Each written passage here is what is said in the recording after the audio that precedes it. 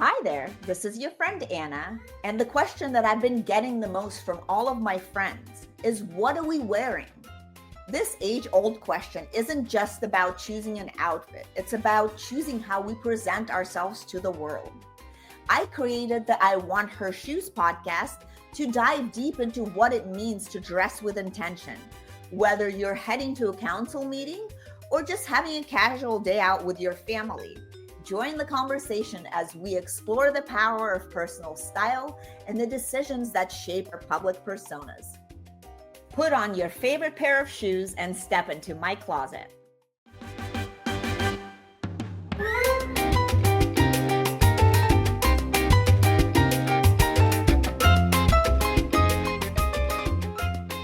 Welcome back to the I Want Her Shoes podcast, and this is part 2 of In Her Footsteps, Miami Women, Bold Stories, and the Shoes That Carried Them, special episode, part 2, of highlighting the last 20 episodes and the amazing women that were featured in them. Enjoy. In episode 9, I had such a pleasure talking to my friend Ella Meridian, financial crime specialist. How cool is that? And Ella made finance so fabulous, and she talked about 50-25-25, a rule that gave us permission to plan for joy and yes, to invest in that Hermes if that's your thing. And what I learned from her is that a balanced budget can still sparkle and money moves, but so does a great pair of shoes. So check out episode 9, and here's one of my favorite clips from Ella's episode. I do like the 50-25-25 rule. So 50% of it goes to your basic needs, right? Mm-hmm. Like your housing, your mortgage, your rent, your bills or whatnot.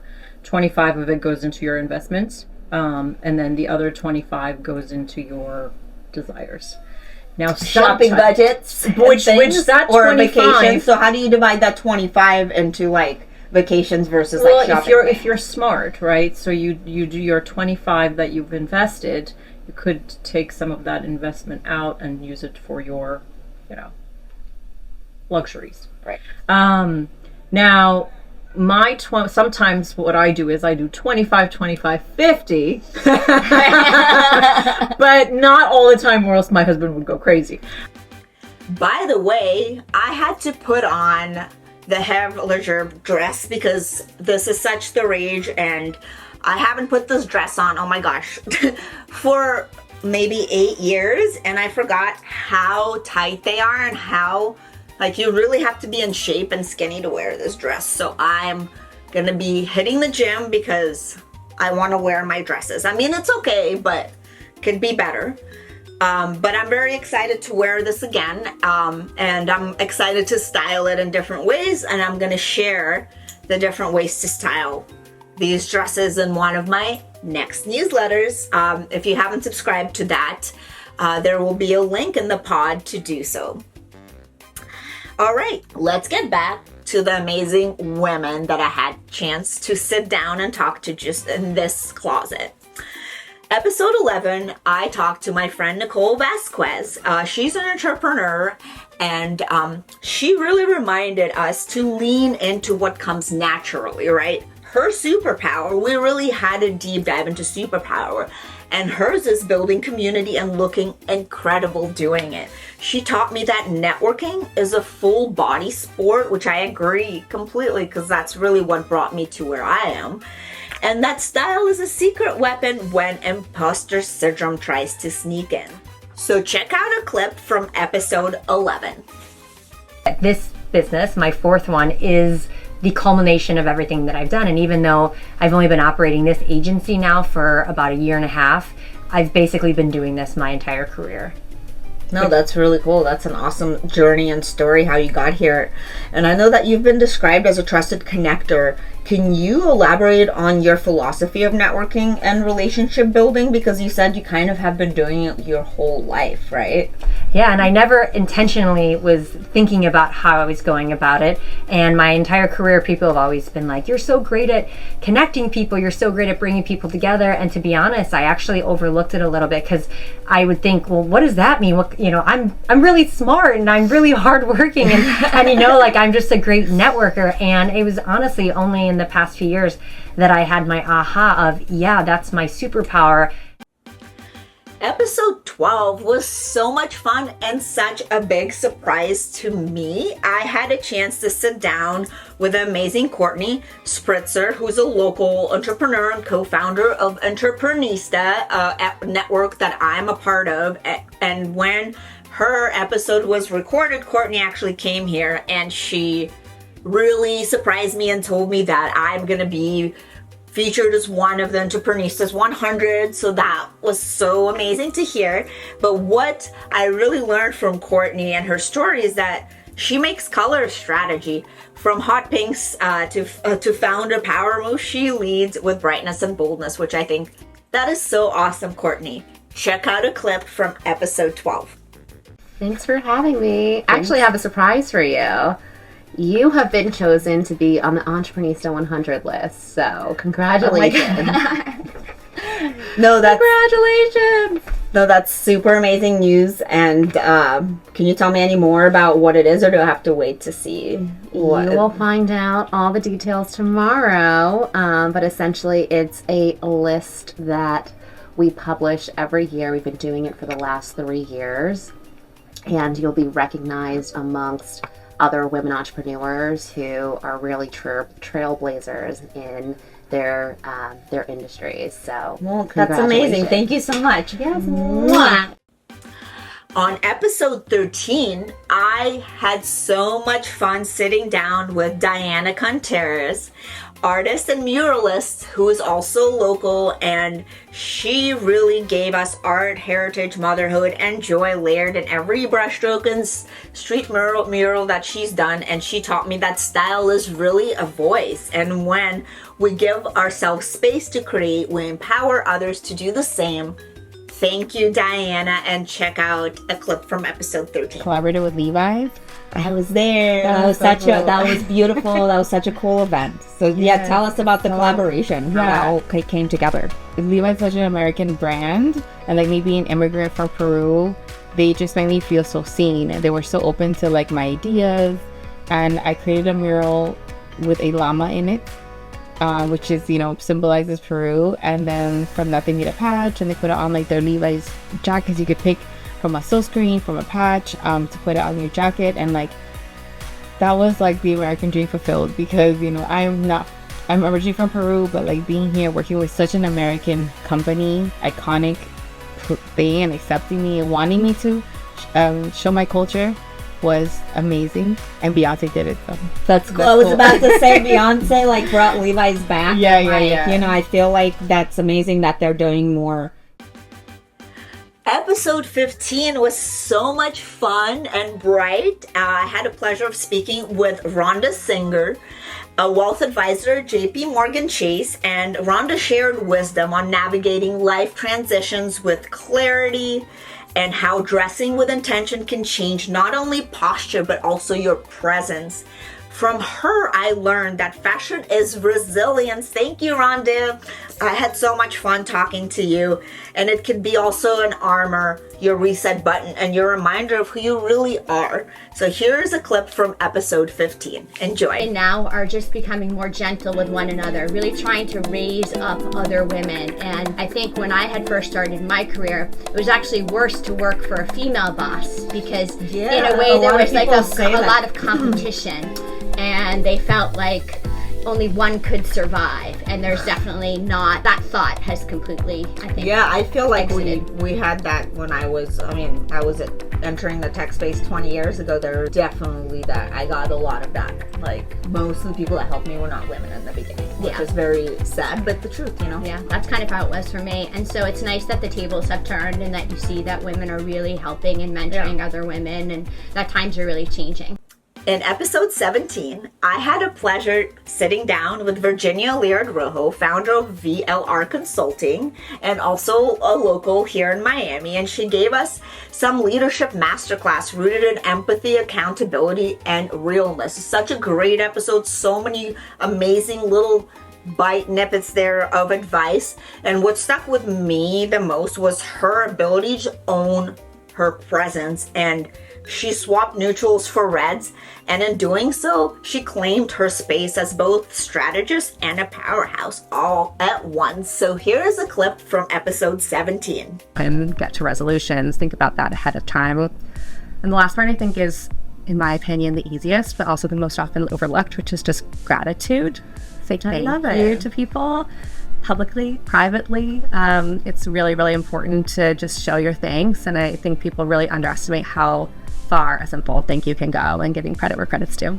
Yeah, no, I love the first one and the last one, the empathy and the gratitude, because I feel like, as you mentioned before, that could be applied to any relationship. Yeah. And then in between that, you have to align with the vision and have good KPIs, which you both measure against, right? Yes, A relationship right there.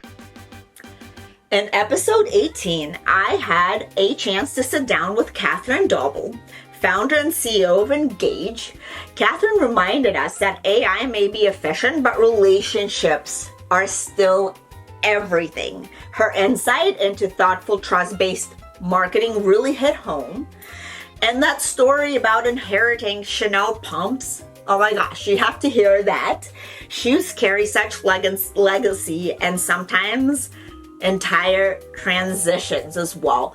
Check out a clip from episode 18 with Catherine. But there's also this opportunity where, like we said, relationships are a currency, and if you're just implementing AI solely into your marketing, you're missing out on currency opportunities. And so there is definitely going to be a change and an impact in the way that a lot of marketing is done. But there will also be a higher value, I feel, placed on really thoughtful, relationship-based marketing. And you know, we do public relations and public affairs and community building. You can't send a robot to do your community building. These are one-on-one conversations. Sometimes we're dealing with angry people. Sometimes we're dealing with happy people. We're reaching out to media to convince them to do a story. We hear from journalists all the time. They can immediately tell when something is AI written, and they'll just kick it out. You can even run through it. Yeah. So it'll create a lot of efficiencies is a short answer, but there will still be a high value placed on people. Episode 19 was so much fun and light with Sarah Dunn, a CFO and also a local cat rescuer extraordinaire. Sarah brought joy, finance, and feline charm to the show, and if you want to hear a fun episode that's super light and fun, check out episode 19. And from Sarah, I learned that who you are outside the boardroom matters, and that there is power in letting your wardrobe evolve with your life. So here's a clip from episode 19 with Sarah. So I've always loved volunteer work. Ever since I was younger, you know, my mom was really into volunteer work when I was growing up. I think she was a great model for me in that sense, well, a lot of sense. And she, you know, was always busy with all this stuff, and you know, that stuff makes me happier than anything that could happen at any job, you know, or you kind of in real life, you know, being able to help people or help animals is just so fulfilling. I did a lot of volunteer work in high school, even college. I did a ton of it, and I've always made time for it. Now, early in my career, I don't think I was able to make as much time for it because I was taking my CPA, my master's, hustling at PLBC. But now that, you know, I'm more settled, it also helps you connect with the community. So when I moved to Miami, I didn't know anybody. Joining groups and volunteering is a great way to meet people that share your interests, you know. 1000%. It's like the people I've met through the cat shelter, I mean, they're like some of my favorite people because we're all like a little, you know, crazy cat people. You guys love kitties. We all love cats. Episode 20, I had such an honor to interview a local author, Asha, and she was honest, raw, and radiant, and she's the author of 2 books. Pink Glass House is who I read, and the Namaste Club, which I'm looking forward to diving into. And her reflections on motherhood identity and letting go of perfection were bold. So bold and great for my soul. And she taught me that your mess can be your masterpiece, and showing up in your truth is the boldest fashion statement of all. And thank you so much, Asha. And here is a clip from episode 20. Writing was always my passion and always something I wanted for myself, but I don't think I truly pursued it until I had someone that I wanted to be a good role model for.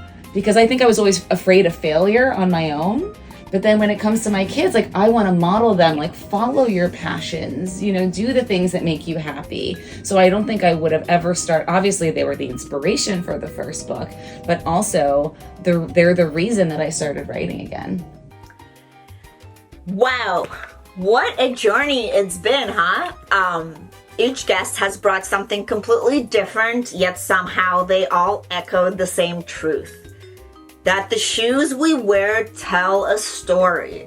So do the lives we live in them, which is super, super neat. And that is why I am such a big shoe fan, because each pair of my shoes carries a special story in my heart. And when I need to feel better or just boost up my mood, I come into this closet and I put on my favorite pair of shoes, and I have a smile on my face. And it's so awesome to see that all of us women feel the same way. It doesn't have to be shoes. It could really be any piece, like a bag, or it could be a piece of jewelry, but just those little things that make us feel so special, and they have stories that are associated with them, which makes them so much more special. So whether it's a Manolo, a Palm Angel slip-on, or a trusty sneaker, your path matters, ladies. So wear it loud, proud, and in whatever way makes you feel unstoppable. If these episodes moved you, send me a DM, tag your favorite guest, or share the episode with someone walking their own path. And until next time, keep stepping forward in your fabulous shoes. And don't forget to subscribe and give us a rating. I'm really grateful that you're listening. I'm so grateful that we're holding tight in the top 100 for fashion and beauty on Apple. So thank you, ladies. And I look forward to hearing from you. And cheers to the next 20 guests. Have a great rest of the week.